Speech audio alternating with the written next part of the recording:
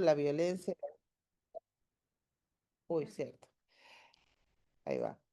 Eh, Digo, nuevamente, formada en literatura infantil y juvenil y duelo, escritura y duelo, duelo en escuelas, cuidados paliativos y tanatología. Me quedó cortado antes, diplomada en abordaje interdisciplinario del maltrato, la violencia y el abuso sexual infantil. Es ponente en congresos internacionales, como Uncuyo, Red La C, Universidad de Barcelona, de pedagogía hospitalaria y domiciliaria. Escribe artículos de pedagogía hospitalaria y sobre temáticas de ESI y género para revistas y seminarios pedagógicos. Es creadora de Entramado Panambí, es un grupo interdisciplinario de educación y salud, de investigación, formación y dictado de talleres sobre pedagogía hospitalaria, estrategias del duelo y cuidados paliativos pediátricos. Así que bueno, como verán, muy interesante como para hoy intercambiar. Bueno, te damos la palabra. Hola, buenos días a todas y a todos. Muchas gracias por esta invitación, por este encuentro. Y bueno, como decía recién Andrea, mi trabajo básicamente desde el año 2013 se desarrolla en escuelas hospitalarias y domiciliarias de la ciudad de Buenos Aires. ¿Sí? Para comenzar, me gustaría compartir un texto que es de Chimamanda Adichie, que aparece, bueno, ahora sí van a compartir la pantalla, mientras tanto se los voy leyendo, que habla de las historias y del peligro de la historia única. Y dice así: el relato único crea estereotipos, y el problema con los estereotipos no es que sean falsos, sino que son incompletos. Convierten un relato en el único relato. La consecuencia del relato único es la siguiente: priva a las personas de su dignidad, nos dificulta reconocer nuestra común humanidad, enfatiza en qué nos diferenciamos en lugar de en qué nos parecemos. Las historias importan, muchas historias importan. Las historias se han utilizado para desposeer y calumniar, pero también pueden usarse para facultar y humanizar. Pueden quebrar la dignidad de un pueblo, pero también pueden restaurarla. Bueno, a partir de este texto que abre esto, digamos, este espacio de diálogo, de retomar historias y de tener en cuenta de que no existe una sola voz para contar la trayectoria educativa de nuestras chicas y de nuestros chicos, me gustaría comenzar esta, digamos, esta compartida de esta mañana, porque sabemos que las escuelas hospitalarias y domiciliarias trabajamos codo a codo con las escuelas de origen de cada una de nuestras alumnas y alumnos. En primer lugar, van a ver que en la presentación aparece todo el marco normativo desde el artículo 14 de nuestra Constitución Nacional, que reconoce el derecho a la educación, que está en la plantilla siguiente. Las siguientes dos plantillas son solamente de normativa para ponernos un poco más que nada a tono, sabiendo que nuestra modalidad es una de las 8 modalidades que se establecieron por la Ley de Educación Nacional 26.206. La modalidad educativa, hospitalaria y domiciliaria es reciente, pero el derecho a aprender ya está consagrado desde mucho antes en nuestra Constitución argentina. Los derechos de niñas, niños y adolescentes están también consagrados en la ley que se ampara en la Convención por los Derechos de Niñas, Niños y Adolescentes, en la ley ESI, hablo así a nivel nacional, ¿no? Después, a nivel jurisdiccional de Cava, también tenemos dos leyes muy importantes. En dos últimas que, digamos, aparecen en 2022, que son sobre todo para nuestros alumnos y alumnas que también son pacientes oncológicos y oncológicas, todo el sistema integral de oncopediatría y la ley de cuidados paliativos pediátricos. Y también, no sé si, creo que ya saben a esta altura, que existe el Consejo Federal de Educación, que es el que dicta las resoluciones que son prescriptivas y que llegan a todo nuestro país. El Consejo Federal de Educación se compone por los ministros de educación de cada una de las provincias y de la Ciudad Autónoma de Buenos Aires, y ellos se ponen de acuerdo en qué es lo mejor para, digamos, poner en funcionamiento nuestras escuelas, ¿sí? Hay 3 normas específicas de la resolución. La última se refiere a la salud mental, a todos los pacientes y, bueno, algunos que son nuestros estudiantes, que padecen precisamente, que tienen, mejor dicho, un padecimiento psíquico. Las normas, todas estas normas que parecen muchísimas y que son muchísimas, ahí yo les voy a dejar un link que aparecen las principales para saber de qué hablamos cuando hablamos de nuestra modalidad. Porque es necesario considerar que un alumno o una alumna que atraviesa una situación de enfermedad tiene derecho a continuar con su educación. Ya en la siguiente plantilla, no, en la otra, porque esta es la que habla de las, recién lo que les decía, las resoluciones del Consejo, eh, hablamos de una finalidad y siempre van a ver aparecer el verbo garantizar, las palabras equidad o igualdad de oportunidades. Ustedes saben que a partir de la Ley de Educación Nacional 26.206, tomamos a cada alumna, a cada alumno como un sujeto de derecho, ¿sí? Entonces, este cambio de paradigma que ubica a nuestros alumnos y alumnas en el centro de este derecho a la educación, y que a su vez en nuestro ámbito se une al derecho a la salud, que bueno, que ya todas y todos conocemos lo que está pasando en estos días en ambos territorios, el de educación y el de salud, hablamos de garantizar la educación cuando la escolaridad se ve interrumpida por una situación o un contexto de enfermedad.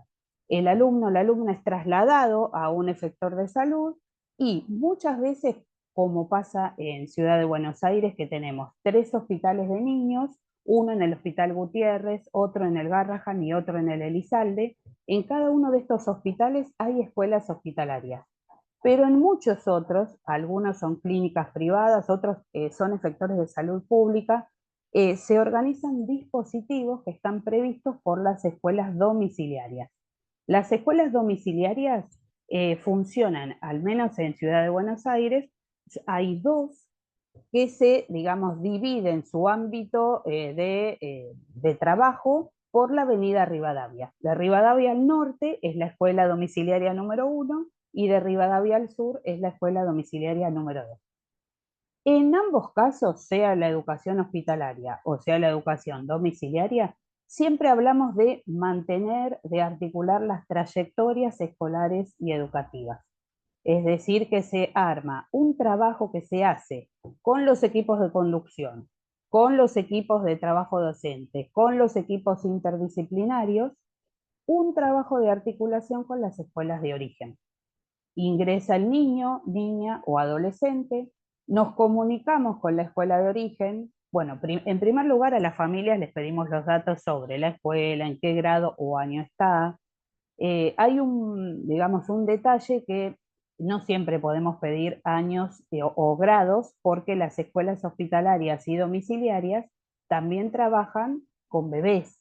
Estamos hablando de varios niveles de atención escolar, desde atención temprana, que son bebitos de 45 días, nivel inicial, nivel primario, nivel secundario, ¿sí? El primer contacto siempre va a ser con las familias. En el caso de estar escolarizado, tomamos esos datos y luego tomamos contacto y articulamos con las escuelas de origen. En el caso del nivel primario, en la jurisdicción de Capital Federal, de Ciudad de Buenos Aires, existe una resolución que hace que, digamos, los boletines, ¿sí?, tengan precisamente como una garantía de la Ciudad de Buenos Aires de que ese boletín va a llegar a las escuelas y tiene valor legal tal como un boletín que se entrega en la escuela de origen.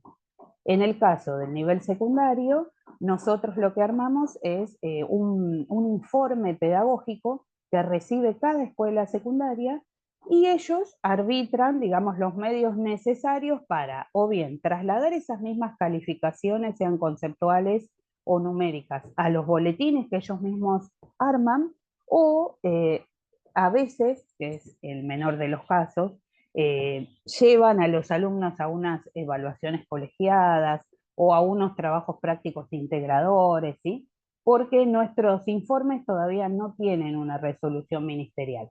Entonces ahí se llega primero a un acuerdo. Esto estoy hablando siempre del nivel secundario.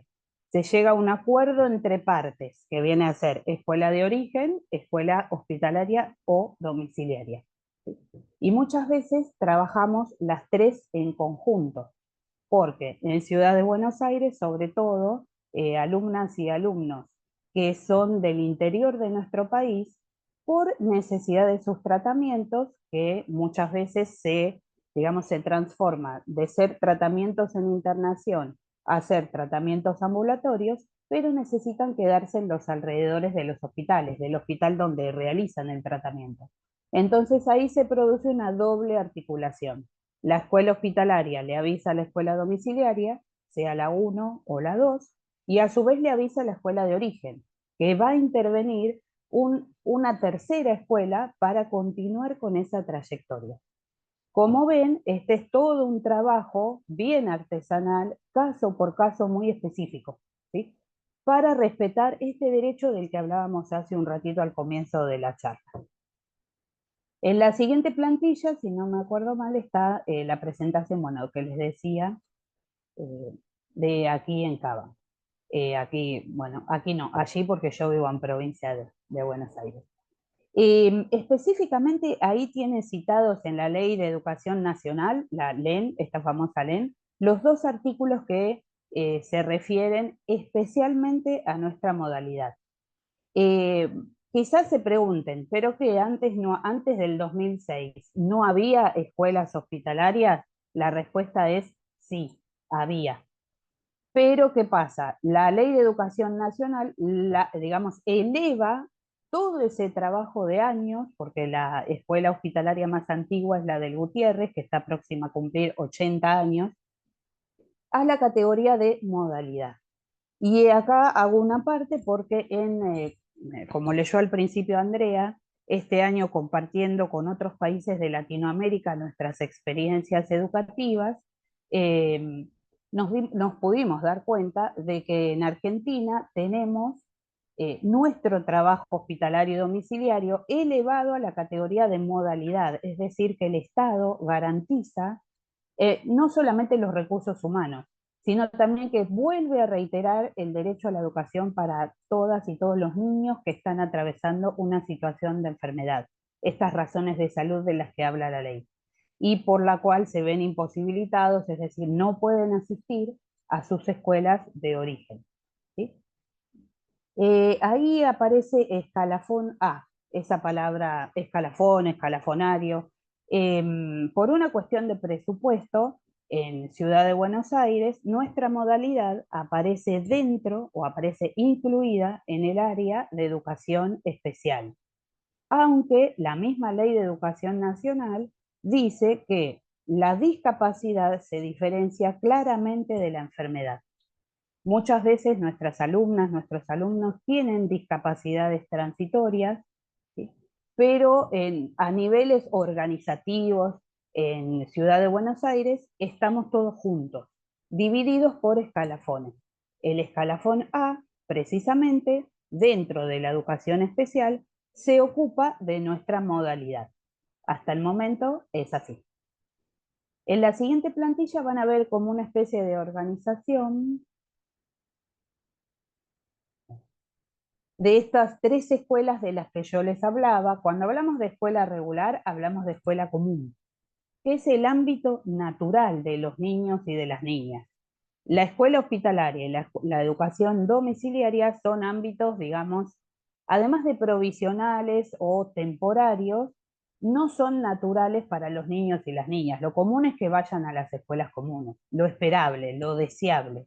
Pero en el caso, como les decía antes, de transitar una situación de enfermedad o tener una razón de salud que les impide ir a las escuelas comunes, están estos dos ámbitos también abiertos para ofrecerles una educación de calidad, inclusiva, que garantice la igualdad de oportunidades.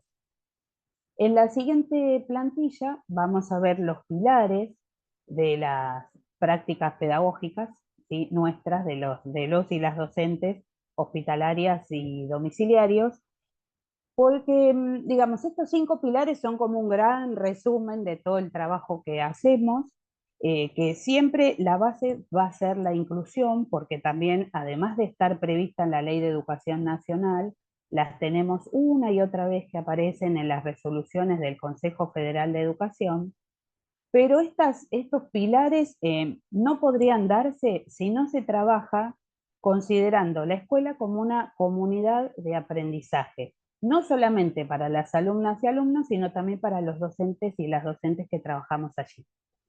Los equipos de conducción, los equipos interdisciplinarios, todos, digamos, estamos unidos en cada una de las escuelas y luego trabajando de manera en red, ¿sí? Porque imagínense que en esta modalidad, el trabajo de educación separado de salud es prácticamente imposible, ¿sí?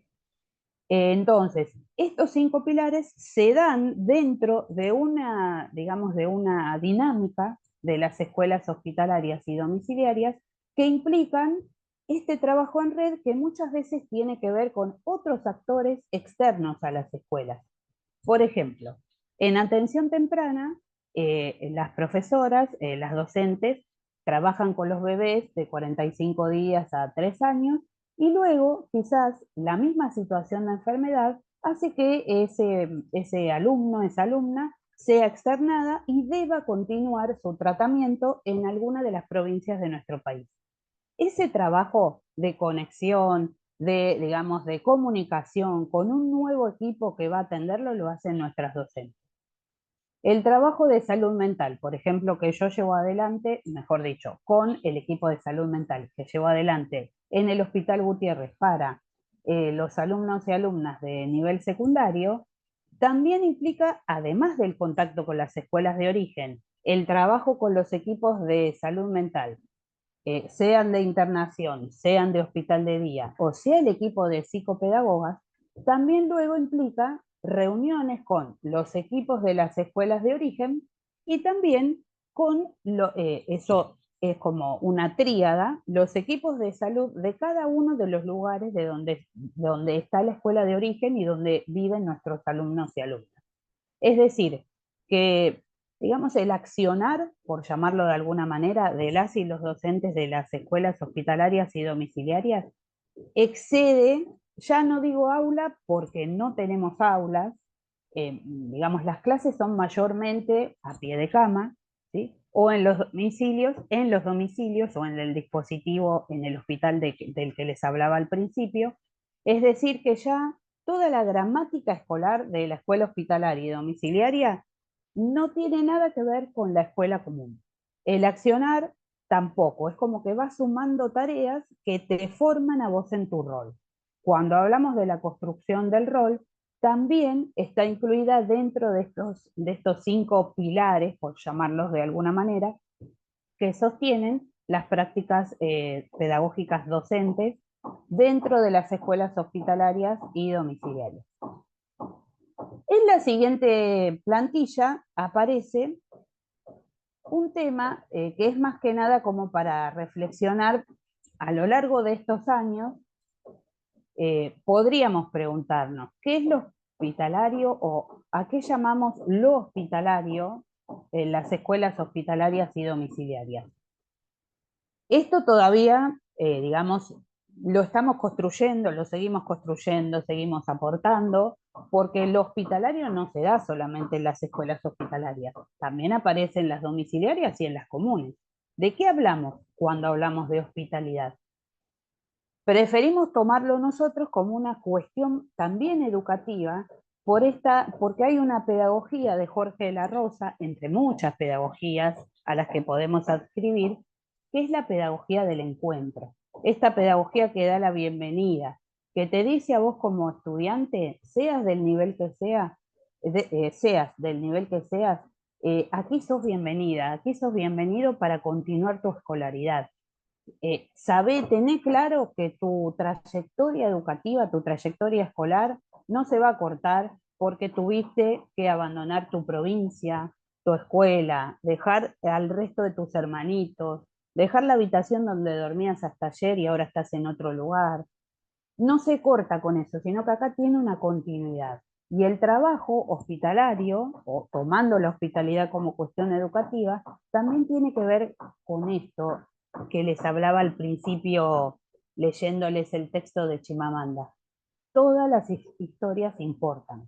Cada alumna, cada alumno llega con su propia historia, no está solo, no está sola porque mayormente, como sabemos que las tareas de cuidado se llevan adelante por las mamás, están con su mamá a su lado que los acompaña en las internaciones, están a su lado esas mamás, hermanas, tías, abuelas, como les repito, en general son mujeres que acompañan esa situación, ese contexto de enfermedad.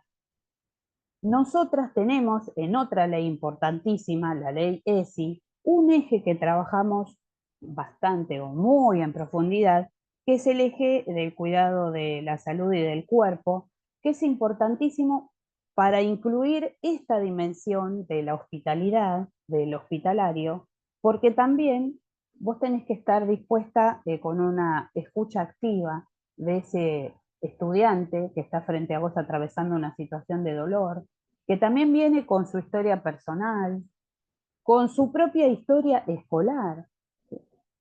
Y tenés que tomar todo eso para poder armar una nueva trayectoria que se sume a la que ya trae ese estudiante.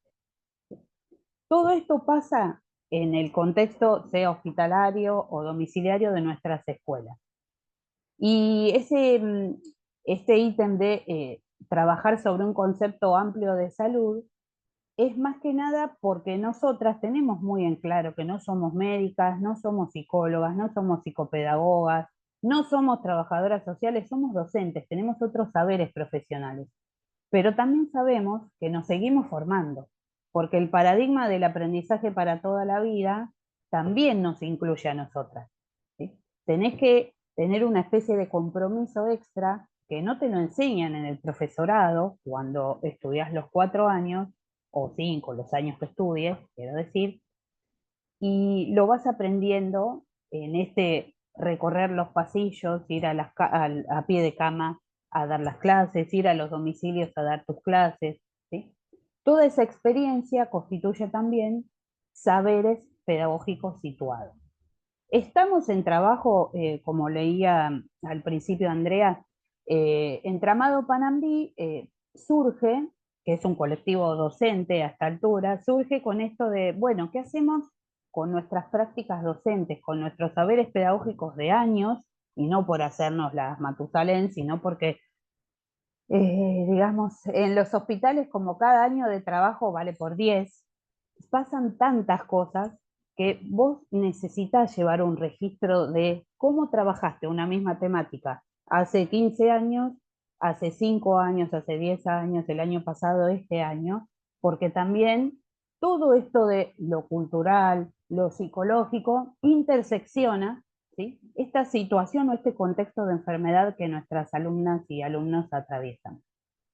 Tenemos en las escuelas hospitalarias, perdón, y domiciliarias, además de las que se llaman jornadas EMI, que son espacios de mejora institucional, seguimos manteniendo las jornadas ESI, de la educación para la educación sexual integral, y también unos espacios que se llaman, que son mensuales, que se llaman espacios de contención o a veces también de reflexión, que es más o menos una hora y media, a veces dos, mensuales para todo el grupo, para todo el colectivo docente, que es un espacio que habilita el Ministerio de Educación, y allí nosotras trabajamos con una psicóloga y, digamos, no les digo que hacemos catarsis, pero se aproxima bastante, y también reflexionamos sobre nuestras propias prácticas, ¿sí?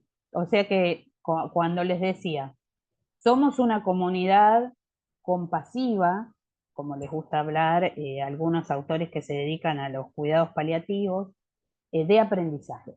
¿Sí? Nuestras prácticas tienen que ver, nuestras prácticas pedagógicas, porque nunca perdemos de vista que somos docentes, no nos venimos a hacer, digamos, como los gurúes o las gurúas de, ay, bueno, te vamos a llevar consuelo. No, nuestro rol es docente. Nuestros alumnos, nuestras alumnas están esperando a su docente, a su maestra, a su maestro, a su profesora, a su profesora, que le enseñe los contenidos como les están enseñando a sus compañeros de clase, a sus compañeras de clase. ¿Sí? En la escuela que dejaron, ellos necesitan, muchos de ellos siguen en contacto con compañeros que les mandan cartitas, mensajes, hacen videollamadas, algunos otros no, pero ellos necesitan, porque es además su derecho a la educación hasta el fin de sus vidas. Una de las cuestiones, digamos, más duras que nos tocan en las escuelas hospitalarias y domiciliarias es precisamente eso, que a veces nos angustió y por eso surgió Entramado Panambí, porque algo tenemos que hacer porque es su derecho a la educación. Lo llamamos clase, todavía está en discusión y eso que desde el 2021 venimos pensando y construyendo. Esto último de cómo trabajar cuando nos dicen que a nuestros alumnos están recibiendo cuidados paliativos pediátricos. Es un acompañamiento, es una clase, cómo lo organizamos, qué estrategias usamos. Todo eso hacía falta sistematizarlo. En eso estamos. ¿Sí? Y me parece que ya la siguiente plantilla deja como un espacio abierto que tiene mucho que ver con lo que les estuve planteando hasta ahora, que es lo hospitalario. Tomar la hospitalidad como una disposición no solamente ética, sino política, que sabemos que muchas veces cuando hablamos de las políticas públicas, las políticas educativas, pensamos que son altas esferas que deben decidir por nosotros, que eso está bien, pero es otro nivel del currículum, digamos. Pero también una disposición política institucional, ¿sí? Para abrir las puertas a un trabajo que verdaderamente sea interdisciplinario porque si no, entre educación y salud, porque si no es como casi forzarnos a trabajar por separado y te ves la cara todos los días, al menos en las escuelas hospitalarias, es casi imposible separar educación y salud, porque sabés que recorres todo el hospital, o sea, nosotros tenemos en las escuelas hospitalarias un espacio donde están el equipo de conducción y otro espacio que vendría a ser el clásico salón de maestros. ¿Sí? Pero las clases no se dan en el salón de maestros, las clases se dan a pie de cama y vos cruzás tu trabajo con el trabajo que hacen médicos, enfermeras, psicólogas, kinesiólogas, nutricionistas. Por eso la invitación es a abrir o a seguir abriendo, mejor dicho, espacios donde podamos seguir indagando, analizando, dialogando, tomando en cuenta esto que les decía antes de el concepto ampliado de salud, saber que hay otras temporalidades y otras corporalidades, ¿sí? Tomar en cuenta también lo que llamamos, lo que aprendimos a llamar pedagogía de la finitud, tomar en cuenta la pedagogía del encuentro, la pedagogía de la ternura, y saber que entre todos formamos un colectivo que puede seguir aprendiendo. Y que no hablamos de escuela normal o de trayectorias normales o de tiempos en los que debe cumplirse, no sé, debes terminar la primaria en 6 años o en 7 años, la secundaria en 5 o en 6 años, dependiendo del sistema que tenga cada provincia, cada jurisdicción. Y tampoco que tenés que terminar todas las materias, aprobar todo en secundario antes de diciembre, porque si no te llevas la materia. Ese también es otro trabajo que hacemos tanto con las familias como con las escuelas de origen. A tu alumna, digamos, como redireccionar la mirada. A tu alumna, a tu alumno, le está pasando algo con su salud. Tiene derecho a que estas temporalidades sean diferentes para él, pero no porque tiene coronita o porque es una excepción o porque le voy a dar privilegios. Es porque es su derecho. O sea, tiene derecho a tener otro tiempo para poder alcanzar los mismos contenidos, los mismos objetivos, la misma planificación que planteó ese docente o esa docente de la escuela de origen. ¿Sí? Este es un trabajo difícil, Muchas escuelas lo entienden, otras no, otras eligen decir, pobrecito o pobrecita, cuando vuelva ya va a ser todo. No, digamos, cambiemos la mirada, cambiemos la perspectiva, y es un trabajo que lleva mucho diálogo, debo decir. Y bueno, hablé sin parar, espero que no se hayan aburrido, pero este es mi trabajo, nuestro trabajo, y para finalizar les dejo estas hermosas palabras de José Saramago, que son para mí súper importantes porque esto de concebir la educación también como un viaje, sobre todo la educación hospitalaria y domiciliaria, como un viaje, saber que ese viaje empieza siempre. Y, y bueno, no quiero seguir hablando porque así ya se los leo y les doy cierre a esta pequeña presentación. Dice así, el viajero vuelve al camino. No es verdad. El viaje no acaba nunca. Solo los viajeros acaban. E incluso estos pueden prolongarse en memoria, en recuerdo, en relatos.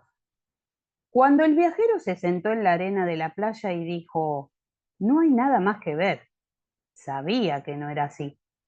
El fin de un viaje es solo el inicio de otro. Hay que ver lo que no se ha visto, ver otra vez lo que ya se vio, ver en primavera lo que se había visto en verano, ver de día lo que se vio de noche, con el sol lo que antes se vio bajo la lluvia, ver la siembra verdeante, el fruto maduro, la piedra que ha cambiado de lugar, la sombra que aquí no estaba. Hay que volver a los pasos ya dados, para repetirlos y para trazar caminos nuevos a su lado. Hay que comenzar de nuevo el viaje, siempre. El viajero vuelve al camino. Bueno, muchas gracias.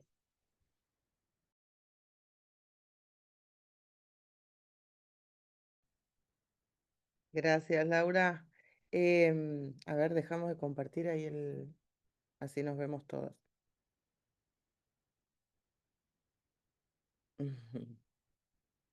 Bueno, mira, terminaste rápido, pero tenés tiempo de contarnos más cosas porque todavía son menos 20 más o menos.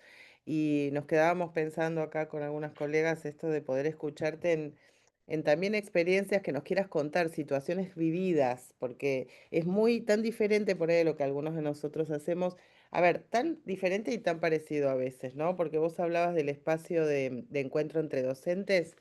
La verdad Sí, que vos lo decías y yo pensaba, todos los docentes debieran tener ese lugar, sí, porque las angustias con los alumnos y alumnas y las cosas que van viviendo en el cotidiano de las emocionalidades de todos los sí, chicos y las situaciones de vida generan en los docentes angustias, preocupaciones. La verdad que ese espacio que vos llamabas un poco de catarsis y un poco también de elaboración de la sí. tarea, para mí debería existir no solo en este contexto, sino en todos los contextos, ¿no? Sí, es así. Nosotras y nosotros, de hecho, lo usamos muchas veces para plantear algunas cosas que nos generan malestar, otras que de verdad te generan mucha angustia, sobre todo cuando se mueren nuestros alumnos. Hay hospitales y hospitales, ustedes ya lo saben, en el Hospital Garrahan que trata casos de extrema gravedad. Como nos dice siempre Mechi, que es enfermera de cuidados paliativos pediátricos, que es una gran referente nuestra, los chicos y las chicas que están en el Garrahan aparecen en unidades que son de cuidados intermedios, que en hospitales comunes sería una terapia intensiva. Nosotras y nosotros también vamos a dar clase en terapia intensiva y vos me decís, ay, pero pobre, o vos no, quiero decir, la gente nos dice, ay, pero pobres chicos, ¿cómo los van a molestar? Pero, o sea, los mismos chicos les piden a los médicos, porque ven entrar a una persona que tenemos delantal blanco, porque en secundaria también tenemos que usar delantal para movernos por el hospital, pero saben que no los vamos a pinchar, no es por demonizar a los doctores y las doctoras, o enfermeras, enfermeros, pero no vamos a intervenir sobre sus cuerpos, o sea, sus cuerpos ya están intervenidos por otro personal, nosotras y nosotros vamos a llevarles la escuela a la habitación. trabajamos, como siempre le decimos, con el potencial sano. Es decir, buscamos eso que trae el alumno, que trae la alumna, que está sano, porque siempre hay algo que se puede hacer. ¿Sí? De hecho, ahora me viene a la memoria Gonzalo, que estaba un alumno nuestro de hace bastantes años, que había pasado, bueno, a su terapia intensiva, y en terapia intensiva él pidió aprender a tocar el órgano. Entonces fue el profesor de música, le enseñó a tocar el órgano y a los 2 días Gonzalo falleció. Y claro, vos decís, te queda primero la angustia, el dolor de ver partir un alumno, o sea, no estamos preparados para verlos partir tan jóvenes, tan chicos, y ese dolor que tenés, también lo tenés que trabajar. O sea, tu duelo como docente, porque vos no sos la mamá, ni la tía, ni la hermana, ni la prima, ni la amiga, sos su docente y lo tenés que trabajar. En contención un poco te ayuda, pero es una vez por mes y es grupal, o sea, no es una terapia individual, pero sí, si estás dispuesta, dispuesto, si tenés ganas, lo trabajás en tu terapia individual, porque vos te estás poniendo el cuerpo, tu cuerpo se ve atravesado por ese dolor. Y si tenés conducciones que a veces nos ha pasado, que te dicen, bueno, se murió fulanito, pero hay 15 alumnos más que te están esperando. Bueno, no, eso aprendimos también a partir del colectivo Entramado Panambí. No, no puedo seguir con este dolor e ir a ver otro niño, a otra niña inmediatamente. Tengo que parar. Nosotras lo que hacemos, nosotros porque también hay profes varones, es nos reunimos, los que fuimos, las que fuimos docentes de ese alumno, esa alumna, y hacemos como una especie de recordatorio, si se quiere, de todas las cosas lindas y buenas que vivimos. Lloramos, si tenemos ganas de llorar, tomamos un cafecito, un té, nos aliviamos, o sea, compartimos ese dolor. Vieron que hay un dicho popular que dice dolor compartido, medio dolor, y te ayuda, al menos eso descubrimos que nos ayuda, porque esto también, como no hay libros, si ustedes buscan van a ver en Google Académico tesis doctorales, artículos que se presentan en congresos, pero, o sea, no hay libritos, no hay un manual de, ay, ¿qué haces cuando un alumno se te muere en la escuela? El tema del duelo, para que se den una idea, después de tantos años, eh, recién ahora en la Semana de la Educación Especial, que todos los años se celebra, digamos, se arman así talleres en la ciudad de Buenos Aires, recién este año aparece un taller de cuidados paliativos y duelo en la escuela. O sea, recién ahora se están abriendo o se están dando las palabras para mencionar, sabemos que el tema de la muerte es un tabú, el tema de la muerte de los niños, niñas y adolescentes es otro tabú, pero hay que hablar, hay que ponerlo en palabras, hay que compartir también estrategias, talleres que te inviten a vos como docente o como psicopedagoga, como, bueno, la profesión que lleves, a cómo transitar, cómo trabajar, sea que sigas la visión de las etapas del duelo, o sea, cómo trabajarlo, ¿sí? Que no sea un libro hermoso, perfecto, pero que después no te sirva para nada, sino que sirva para tu experiencia docente. Porque es cierto que los demás alumnos, las demás alumnas te están esperando. ¿Sí? Eso pasa en la escuela hospitalaria del Garraham. En la escuela hospitalaria del Gutiérrez, en secundaria, trabajamos específicamente con alumnos y alumnas que reciben tratamientos de salud mental, que año a año vemos que esta matrícula de alumnos y alumnas que tienen padecimientos psíquicos va subiendo. Y las docentes, los docentes tampoco tenemos una preparación. Es decir, no es que hay un profesorado que tiene algunas materias específicas que te dan estrategias para trabajar con alumnos y alumnas que padecen algo psíquico. ¿Sí? Ese es otro desafío que también está como circulando, como a mí me gusta decir, en la base, porque nosotras y nosotros somos la base, las que ponemos el cuerpo, vamos a dar las clases todos los días, está circulando en la base. Bueno, ¿qué hacemos? ¿Cómo nos ayudamos? ¿Cómo trabajamos? ¿Cómo articulamos con las escuelas de origen? Porque muchas tienen miedo cuando salen de nuestra escuela hospitalaria. ¿Qué tipo de alumno? O sea, se fue una clase de alumnos que tuvo un brote, o sea, algo le pasó de salud mental. No lo veo algunos meses, vuelve. ¿Qué voy a esperar? O sea, ¿qué le va a pasar? El salud mental, el gran tabú. Bueno, ese es otro tema que, como siempre les digo a las licenciadas, a los licenciados de los equipos de salud mental, hay que ponerlo así a dialogar en jornadas, en conversatorios entre los equipos de salud y educación, porque es como un tabú, pero bueno, o sea, hay que destabuzarlo, o no sé, la palabra que sea, sacarlo de esa situación de tabú, ponerlo en palabras y empezar a pensar estrategias en común, porque ellas y ellos también tienen derecho a la educación, ¿sí?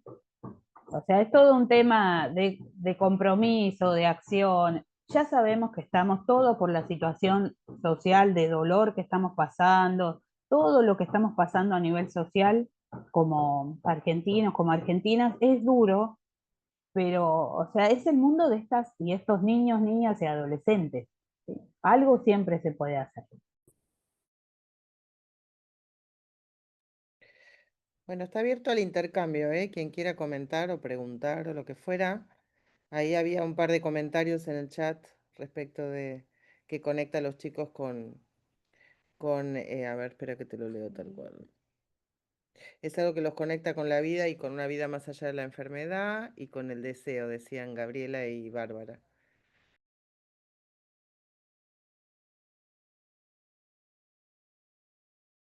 Ahí Silvia quiere hablar, dale Silvia. Hola, buen día, ¿qué tal? Bueno, gracias por este ratito, gracias Laura por todo tu trabajo. Quería solamente comentar, porque bueno, me trajiste muchos recuerdos de compañeras que se dedicaban a domiciliaria y alumnas que se dedicaron a domiciliaria. Yo trabajé muchos años en formación docente, me jubilé el año pasado, y bueno, me trajiste recuerdo alumnos que he tenido con problemas de salud, y también, sobre todo, una alumna que se dedicó, bueno, maestra de primaria, y después de varios años me la encuentro y me comenta que un día entró al aula y se dio cuenta que no quería estar más en el aula, que no era para ella, y bueno, se dedicó a hospitalaria, y bueno, es como que descubrió una vocación dentro de su vocación, ¿no? Siempre me llamó la atención y venía al profesorado a darnos charlas de todo lo que implicaba, ¿no? La educación domiciliaria, la escuela hospitalaria, y bueno, todo lo que ella hizo, me pareció algo muy especial, ¿no? Porque como que no todo el mundo tiene esa capacidad como para trabajar, como vos decías, ¿no? Con esta relación entre la salud y la enfermedad de la educación, y la salud, ¿no? Es un trabajo muy duro, ¿no? Y como que tenés que tener una nueva vocación después de haber elegido ya, ¿no? Y siempre me pareció eso algo muy eh, para destacar, ¿no? Por eso te agradezco todo lo que nos compartiste. Gracias, Silvia, gracias. Y sí, como les decía antes, es como vos empezás a trabajar como docente hospitalaria y o domiciliaria y sabés que es un trabajo que vas a tener que hacer con vos misma, con vos mismo. Todo eso que te enseñaron en el profesorado, en la universidad, es hermoso, pero es utópico. Después la realidad te pega el cachetazo y vos ahí decidís, bueno, ¿qué hago con esto? Pero siempre son, lo que destaco siempre de nuestro trabajo es que son actitudes o estrategias, herramientas saludables. Siempre están conectadas con este concepto amplio de salud, ¿sí? Que va más allá de lo biológico, de lo mental. También con tu propia historia, con la historia de tus alumnos, con la historia de la escuela, con la gramática de la escuela. O sea, tiene muchas aristas, y esto creo que es lo más rico, al menos, bueno, me van a permitir esto porque como amo lo que hago, pero es lo más rico de nuestro trabajo hospitalario y domiciliario. Tu trabajo como docente se ve ampliado. Es como si vos pusieras una lupa sobre todos esos textos hermosos de muchos autores y autoras que leíste formándote a nivel pedagógico y decís, wow, esto es posible, que quizás en una escuela común, porque yo también trabajé en escuela común, no lo ves así como tan a flor de piel y ahí sí. Y después es un gran compromiso con el aprendizaje porque tenés que sentarte a escuchar de otros experiencias de salud que vos no tenías ni idea, ver, oler, o sea, todos tus sentidos en el hospital se ven así como chocados por la realidad. Y después de que ya bajó esa espuma, de la primera experiencia o de los primeros sentires o sentipensares, como les gusta decir a algunos autores, empieza el verdadero trabajo con vos misma, que va a mejorar tu trabajo con tus alumnas y alumnos hospitalarios y sus familias, porque siempre incluimos a la comunidad de ese alumno o alumna, y que les va a impactar a ellos también, a ellas también. ¿Sí? Es un trabajo de verdad comprometido, o sea, no es por meter miedo a nadie, pero vos tenés que tener un compromiso, un plus de ese compromiso docente. ¿Sí? Por ejemplo, en la escuela hospitalaria vas a ver que los niveles de inasistencia de docentes no son altos, y vos decís, pero ¿cómo? Primero que ya tenés que haber superado el miedo a contagiarte todas las enfermedades, todo ese imaginario que tenemos con los hospitales, te llevas la peste. Ya superado eso, decís, bueno, no sé cuál es creo que lo voy a proponer como tema de investigación, no sé cuál es la causa, pero en general las docentes y los docentes no solemos faltar, así, no es que somos superheroínas o superhéroes, sino sabés que te está esperando tu alumna, tu alumno está ahí esperándote. No nos sobreexigimos así como decir, bueno, voy a dar hasta lo que no pueda, porque también tenemos un trabajo de cuidado y de autocuidado. El déficit por empatía tenemos en claro que se produce porque vos das, y bueno, algún compañero, y ahí viene lo del trabajo en equipo, alguna compañera te dice, bueno, mirá, así ponete un límite, porque es tu trabajo, pero tu trabajo también debe estar enmarcado. ¿Sí? Porque si no, el déficit, mejor dicho, el desgaste por empatía, no déficit por empatía, el desgaste por empatía se va a dar tarde o temprano y te va a pegar en el cuerpo. ¿Sí? Así que también es una comunidad de cuidado lo que tratamos de formar. ¿Sí? No hablo de manera ideal, es real. Cuesta, por supuesto que como en todas las instituciones donde hay seres humanos, hay conflictos, pero bueno, los conflictos también hay que tomarlos sabiendo que son una oportunidad de aprendizaje. Si aparece, bienvenido sea, lo trabajamos. ¿Sí? Hay cambios de conducciones, bueno, veremos esta conducción que pretende, cómo trabajamos, cómo se toman los temas, o sea, también damos o nos damos ese permiso, ¿sí? De confrontar respetuosamente, de charlarlo con tensión, de pedir la intervención de la psicóloga de contención muchas veces, cuando no nos atrevemos a plantear algunos temas. Así que bueno, pero todo ese es un trabajo artesanal, como les decía antes.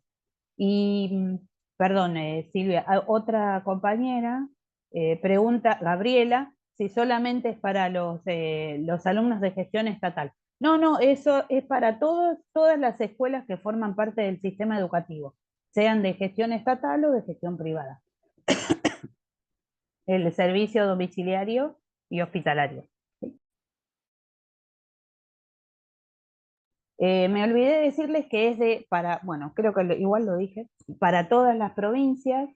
Los hospitales de Ciudad de Buenos Aires vieron que son efectores de salud referentes a nivel nacional. Después que actualmente no hay una coordinación nacional de nuestra modalidad, como sí había en otras gestiones, que cada una de las 8 modalidades tenía una coordinadora o coordinador nacional.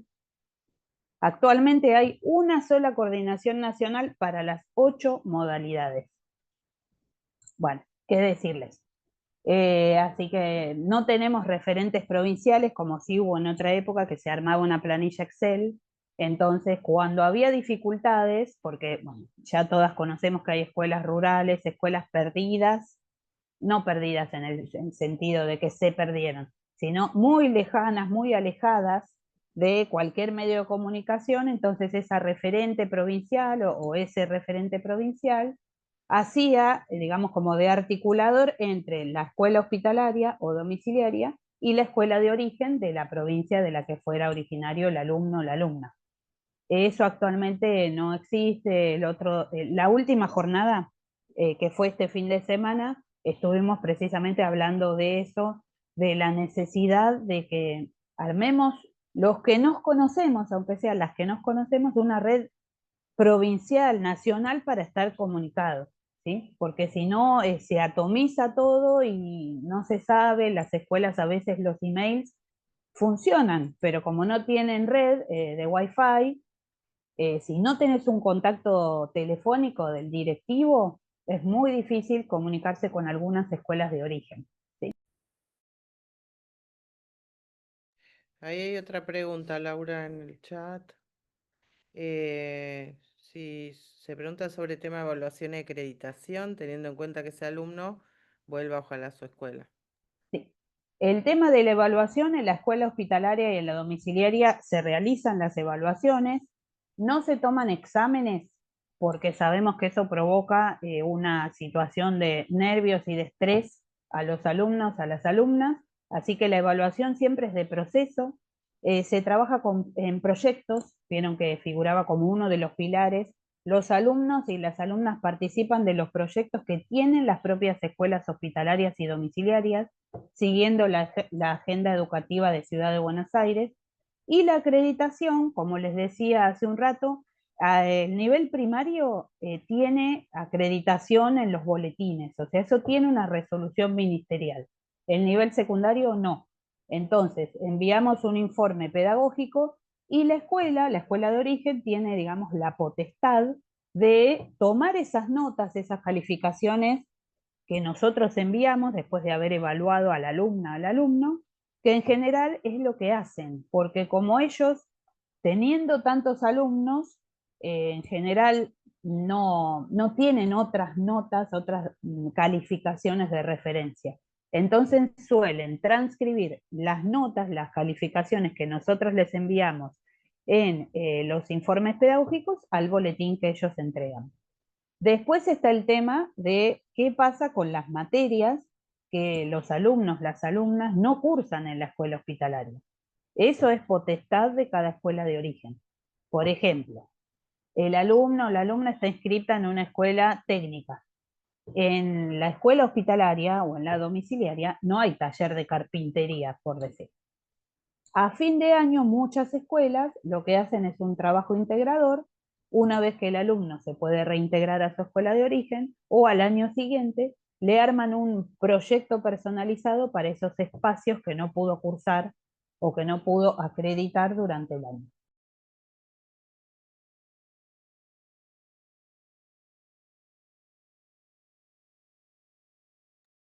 Acá te pregunta algo, Mica.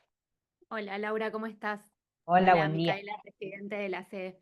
Quería preguntarte, bueno, primero, no me veo. Ahí. Bueno, primero decirte que qué hermoso y qué difícil tu trabajo, todo lo que contás, y lo haces con mucho cariño, o sea, lo transmitís con mucho cariño, así que muchas gracias. Y después preguntarte, para los que no estamos insertos en un segundo o tercer nivel de atención de salud, ¿cómo es el trabajo, si tienen, como están asociados con psicopedagogía, si hay intervenciones conjuntas, si hay intercambios entre ustedes? Eh, no sé si tenés alguna opinión sobre eso. Eso depende, digamos, de cada equipo de conducción que trabaje en cada hospital, ¿sí? Yo te puedo decir lo que pasa en el Garrahan y en el Gutiérrez. En el Garrahan hay en el hospital un equipo de psicopedagogas y un equipo de psicólogos. Pero como siempre nos repiten ellos, están como saturados de trabajo con los pacientes. Entonces nos piden que si es una emergencia, lo llamemos algo puntual.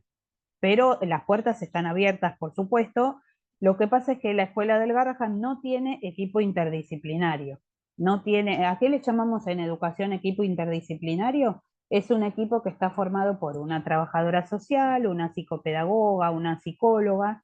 En el caso de secundaria hay también una asesora pedagógica, que es el rol que ocupo yo, y ese equipo apoya la tarea del equipo de conducción, ¿sí? Y es la que se comunica, sea con los efectores de salud, con las escuelas de origen, con los referentes de los diferentes dispositivos, ¿sí? En el Hospital Gutiérrez, ahí tenemos una trabajadora social en la escuela y también estoy yo, y digamos las dos formamos el equipo interdisciplinario mini que hay en esa escuela. Pero como hay un trabajo articulado ya de años con el equipo de salud mental y el equipo de psicopedagogas del Hospital Gutiérrez, la relación ahí es como más fluida. Tenemos reuniones, no les digo semanales, pero sí estamos en contacto, tenemos grupos de WhatsApp por determinados alumnos. Hacemos lo que se llama el seguimiento de los alumnos nuestros y pacientes de ellos. Y si, cuando ellas hacen las capacitaciones, de hecho, esta invitación que me llegó por Guillermina, una de las psicopedagogas que estaba haciendo su residencia, o no sé cómo la llaman ustedes, residencia, en el Hospital Gutiérrez. Y bueno, ahora seguimos trabajando con las otras residentes. Es decir, que el intercambio es más fluido, pero ¿por qué? Porque la población del nivel secundario es exclusivamente de salud mental. Tenemos 25 alumnos para 3 profesores, que ese es otro tema. No quiero sonar quejosa, pero siempre nos dicen que por falta de presupuesto no se nombran nuevos cargos de profesores.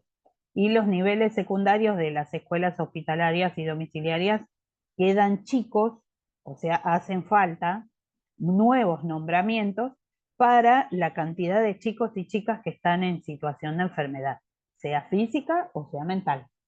¿Sí? No sé si habías mencionado, Laura, o por ahí yo me lo perdí, que no se me distraigo. Pero cómo está conformado el equipo, porque recién hablabas del nivel de coordinación o asesoría pedagógica. Entonces, Sí, ¿cuántas personas son más o menos del equipo? ¿O qué tipo sí, de en las especialidad? escuelas, claro, en las escuelas hospitalarias y domiciliarias hay un equipo de conducción que es una directora o director, vicedirectora o vicedirector, secretaria, maestra secretaria o maestro secretario, y luego está el equipo docente. Ayudando al equipo de conducción, digamos como si fuese eh, una mano derecha del equipo de conducción, está el equipo interdisciplinario que funciona en las escuelas domiciliarias. Y ahí hay una psicopedagoga, una trabajadora social, una psicóloga y en el caso de secundaria, una asesora pedagógica. El equipo interdisciplinario lo que hace es, eh, más que nada, coordinar las estrategias de comunicación con las escuelas de origen, comunicación con los referentes en los hospitales, en los dispositivos, porque muchas veces los dispositivos, o sea, se arma un grupo de profesores y una representante del equipo interdisciplinario para ir a trabajar, por ejemplo, a una biblioteca que ofrece su lugar, que se gestionó, no es que lo ofrece, sino que se gestiona el lugar, y en esa biblioteca se acercan alumnos que tienen escolaridad domiciliaria a tomar clases. ¿Sí? Todo ese trabajo de coordinación lo hacen unidos el equipo de conducción y el interdisciplinario. En la escuela domiciliaria también el equipo interdisciplinario, sobre todo la psicopedagoga y la psicóloga, se ocupan de las entrevistas de admisión. Antes de comenzar las clases con los profesores, la psicopedagoga y la psicóloga se dirigen al domicilio del alumno, del futuro alumno a futura alumna, y entrevistan a la familia, al referente o a la referente familiar y al alumno. Entonces ahí se conoce el contexto en el que la docente o el docente va a trabajar. Si es necesario, se hacen algunas, además de entregar el acuerdo de trabajo domiciliario, para respetar los horarios, siempre debe haber un adulto responsable cuando ingresa el profesor o la profesora. Es decir, todas esas pautas de trabajo que previamente se acuerdan en el equipo de conducción y el equipo interdisciplinario se entregan en esa entrevista. Y se anotan las observaciones necesarias, lo que le gusta al estudiante, cuál fue su trayectoria para que el profesor no vaya con un papel en blanco y se sorprenda cuando la mamá o el papá le abren la puerta y dice, bueno, acá está mi hijo, dale clase. ¿Sí? O sea, se trata de crear todo un entorno inmersivo y pedagógico, más que nada, ¿sí? Para que sea una doble bienvenida, la familia y el profesor, ¿sí? Con esta, lo que decíamos antes, la pedagogía del encuentro. Y hay, la verdad, muchos alumnos inscritos, ¿sí? Por nivel. ¿Nivel inicial también, Laura? Sí, sí. Tanto las escuelas hospitalarias como las domiciliarias tienen atención temprana, nivel inicial, nivel primario y nivel secundario. ¿Sí?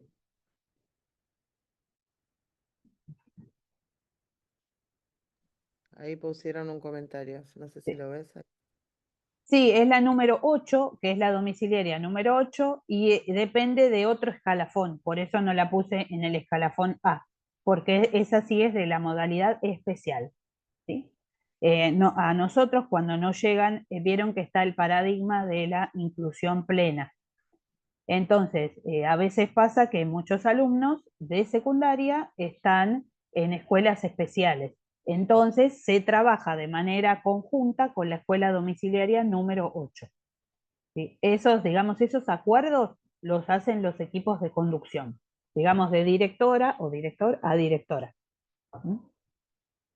Siempre, por supuesto, la palabra final, como ustedes saben, la tienen los equipos de conducción. Bueno, saludos, Bárbara. Gracias. Beso, Barbie. Sí, es ex jefa residente de acá. Em, bien, no sé si hay más preguntas. Te iba a consultar,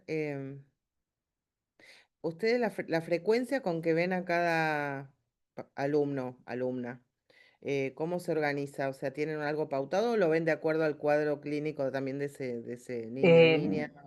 sí, ambas situaciones se tienen en cuenta. Por la cantidad de alumnos y de profesores en las escuelas hospitalarias es una clase por semana. Y la duración de la clase depende de la situación física y o mental de los alumnos y las alumnas. En las escuelas domiciliarias también se pauta un horario. Primero se pautan las materias que se van a trabajar con ese alumno o alumna por la disponibilidad de profesores, porque la matrícula, por ejemplo, en la escuela domiciliaria, en este momento la número 1, que es donde yo trabajo, son 125 alumnos para 25 profesores que deben trasladarse a los domicilios. Es decir, que también debe tomarse en cuenta el tiempo de traslado entre un alumno y otro alumno. ¿Sí? Entonces, en general, en secundaria mejor dicho, es una clase por semana, ¿sí? Y el tiempo, como les decía, depende de la situación del alumno. En domiciliaria, la base es una hora, eh, es, digamos, lo ideal. En hospitalaria suele ser menor, porque, como les decía antes, están en la habitación, y muchas veces necesitan una intervención médica o de la salud mental, entonces, bueno, se interrumpe la clase. Pero se arman horarios, o sea, no es un descalabro que, bueno, vamos cuando podemos. Eso no. Tratamos de hacer un horario como en la escuela común. En este horario vas a tener lengua, en este matemática, en este sociales, ¿sí? O sea, se arma un horario para también transmitir esto de que vos estás en tu rol de alumno. En la escuela tenés un horario, acá también. En la escuela tenés tu carpeta, tus útiles, acá también. En la escuela tenés tarea, acá también. O sea, tratamos de transferir toda esa rutina escolar para que los alumnos y las alumnas también se pongan en el rol de alumnas y alumnos. O sea, en la escuela no sos un paciente, sos un alumno o sos una alumna, ¿sí?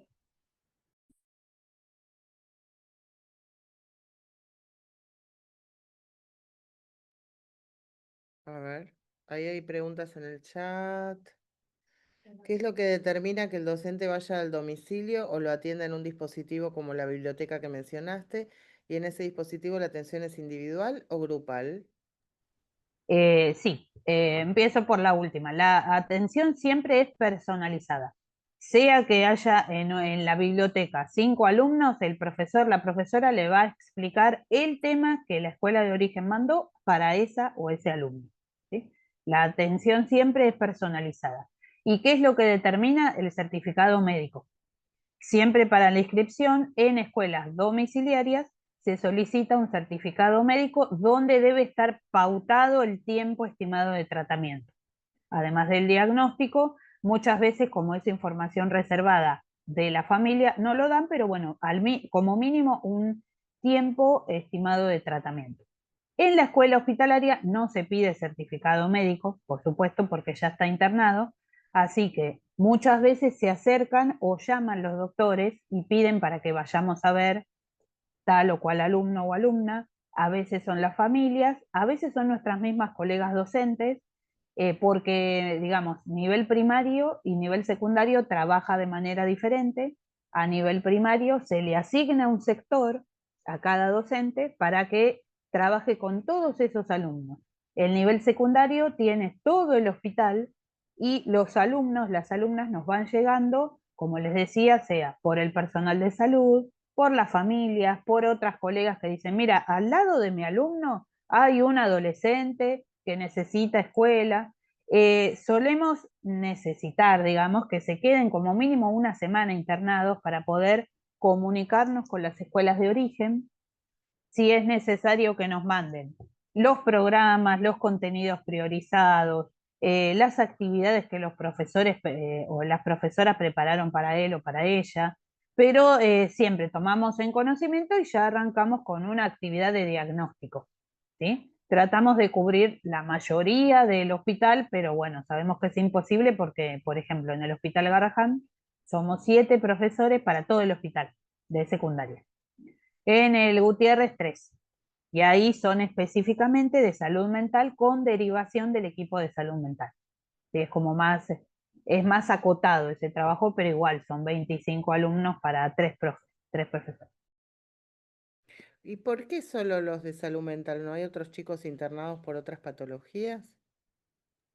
Sí, hay otros chicos internados por otras patologías que son físicas, entonces la escuela domiciliaria número 1 armó un dispositivo con más profesores, porque el tema es el recurso humano. O sea, la mayor parte de los adolescentes que están en el Hospital Gutiérrez están realizando tratamientos de salud mental. Entonces comenzamos inscribiendo a partir de 2018 a las alumnas y a los alumnos. También, por supuesto, hay adolescentes que tienen otros tipos de tratamiento y llegó un momento en que 3 profesores trabajando 10 horas 40 de reloj por semana no se llegaba ni a dar una clase cada 15 días. Entonces se articuló, se acordó con la escuela domiciliaria para que incluyeran un dispositivo de 5 profesoras más que funciona en el Hospital Gutiérrez, que van una vez por semana cada una a 3 o 4 o 5 las unidades que se necesiten, porque ahí se llaman unidades, no SIM o SEM, como en el Elizalde, y entonces ellos trabajan ahí, como dispositivo de la escuela domiciliaria.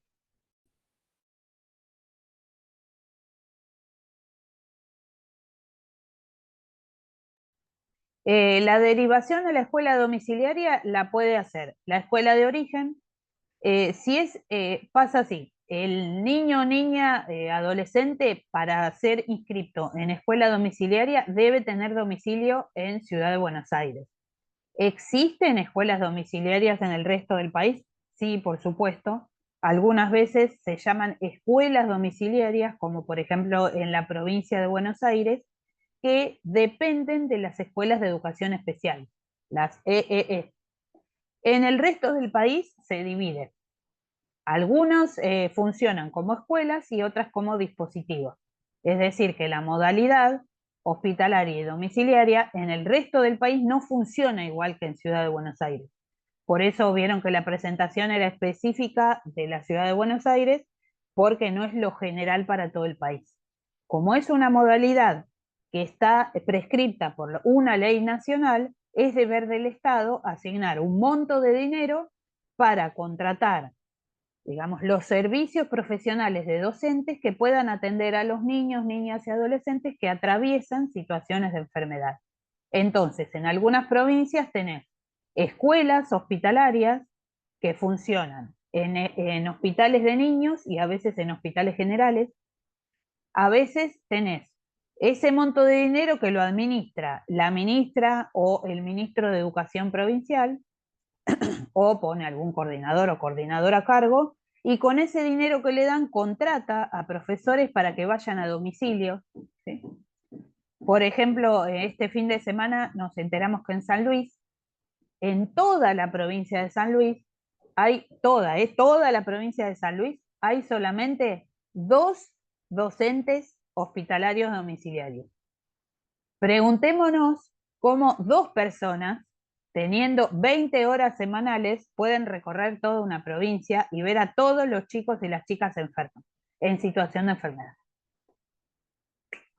Bueno, pasan esas cosas. ¿Cómo te enterás? Cuando hay jornadas, como fue las jornadas de, no sé si saben que, digamos, hay una diplomatura en educación hospitalaria y domiciliaria que está sustentada, digamos, por la Fundación Garrahan y que la da una ex directora y ex directora del área que se llama Marta Gallardo, eh, que bueno, que es, digamos, como una leyenda a nivel nacional porque es una de las que más luchó por esta educación la educación hospitalaria y domiciliaria, cuando aún no éramos modalidad. Ella el otro día nos contaba que ella trabaja en escuelas hospitalarias desde la época en que no tenían, las docentes, no tenían permitido hablarles, dirigirles la palabra a los médicos. Cuando nos dijo eso, era como, ya nos reíamos porque decíamos, no puede ser. Pero bueno, eran otras épocas. Para que se den una idea que ella hace muchos años que lucha, lucha, lucha, lucha, y seguiremos luchando. Eso quedó de estas jornadas del fin de semana pasado.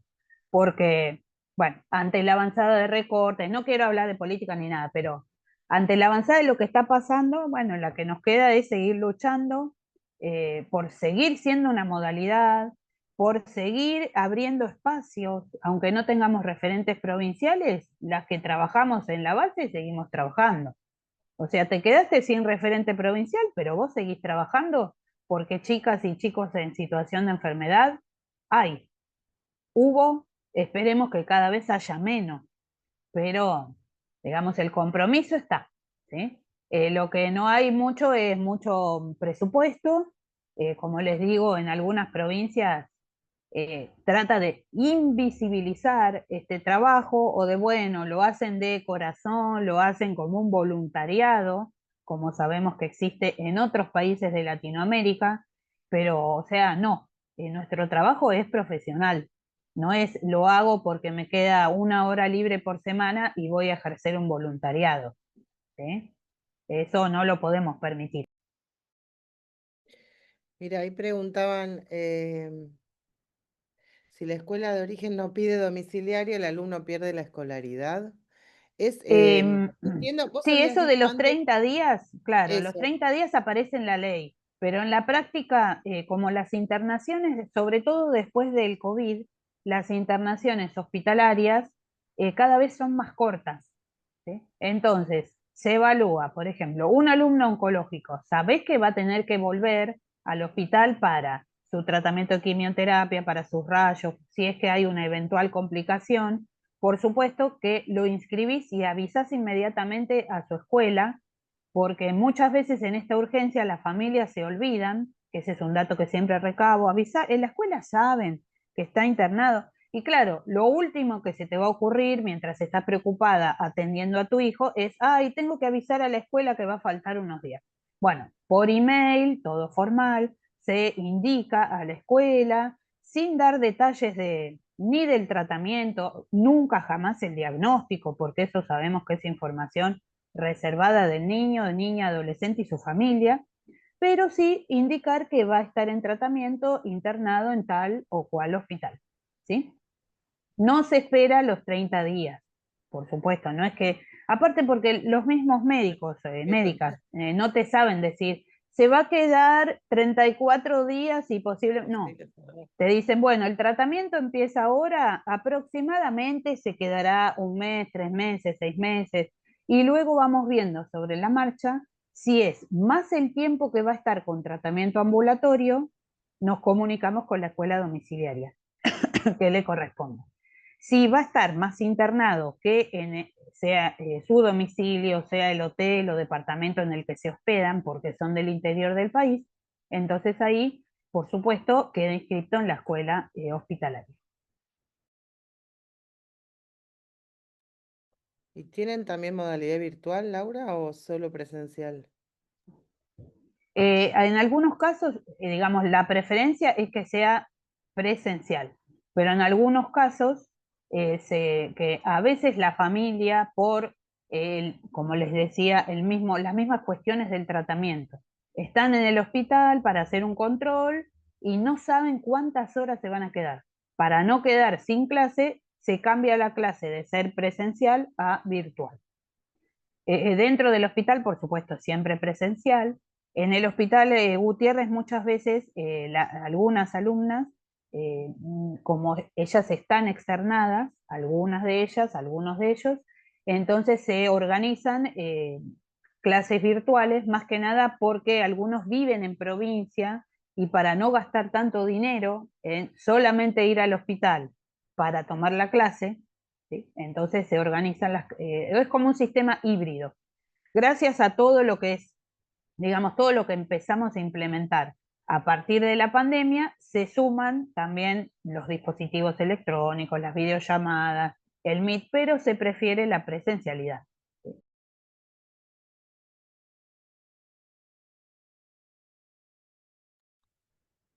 ¿Instancias grupales dijiste que no había ninguna o puede llegar a haber? No te digo grupales de una cantidad enorme de chicos, digo 2, 3, Sí, sí, sí.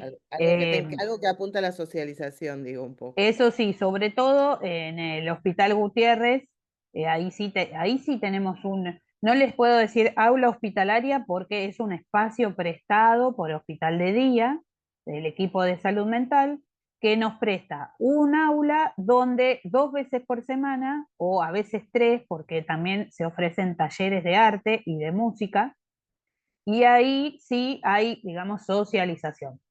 En el otro hospital no, porque es a pie de cama. Y quizás al lado hay otro adolescente, pero quizás es un niño que recibe ya sus clases con la maestra o el maestro. O sea, ahí es más que nada individual el trabajo.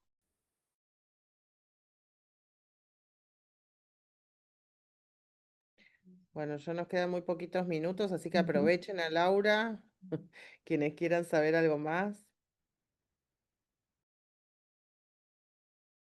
o comentarios, porque había varios, no sé si viste Laura, de agradecimiento, de agradeciéndote Bueno, también la muchas forma gracias que a todas contaste. y a todos. Esta es una oportunidad, ven, para seguir evangelizando con la escuela hospitalaria, dar a conocer la modalidad, saber que se necesitan manos para seguir trabajando, por supuesto, ¿sí? Y sí, es el trabajo en red, como dice acá la compañera. A